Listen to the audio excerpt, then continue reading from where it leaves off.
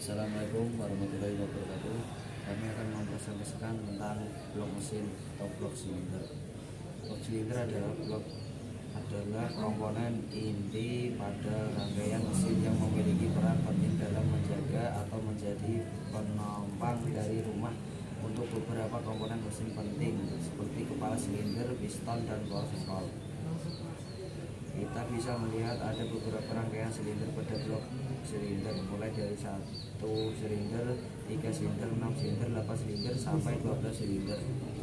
Silinder ini menjadi tempat untuk piston bekerja naik dan turun agar pembakaran menghasilkan tenaga mesin.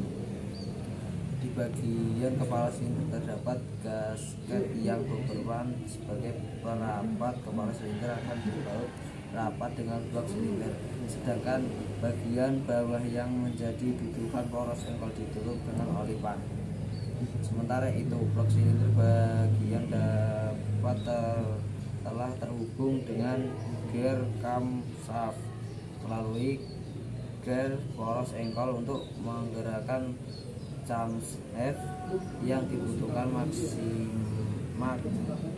mekanisme tutup.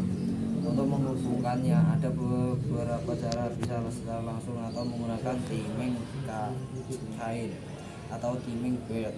Di bagian belakang komponen blok silinder ada flywheel, dan di kanan kiri blok silinder digunakan sebagai dudukan beberapa komponen pendukung seperti motor starter dan alternator.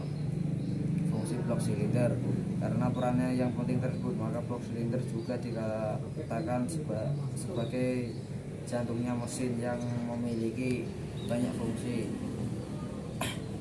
Komponen-komponen di dalam blok silinder. 1. Bak mesin berfungsi sebagai bantalan dan tempat dudukan poros engkol hingga sering dikenal dengan istilah bak engkol.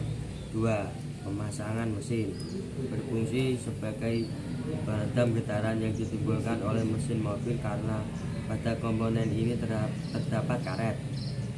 Selain itu, acme mounting dapat digunakan untuk mengikat chassis dengan mesin. 3. Silinder berfungsi untuk lubang pergerakan piston. 4. Piston berfungsi sebagai penghasilan putaran atau penghasil energi pembakaran. 5. Ring piston berfungsi sebagai pencegah kebocoran oli atau oli merembes saat piston bergerak. 6. Batang piston atau connecting rod berfungsi menghubungkan piston dengan poros engkol. 7.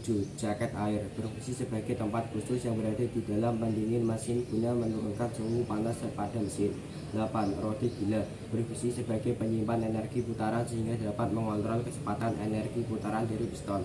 9. Poros engkol berfungsi sebagai pengubah tenaga dari gerakan piston menjadi energi rotasi mesin.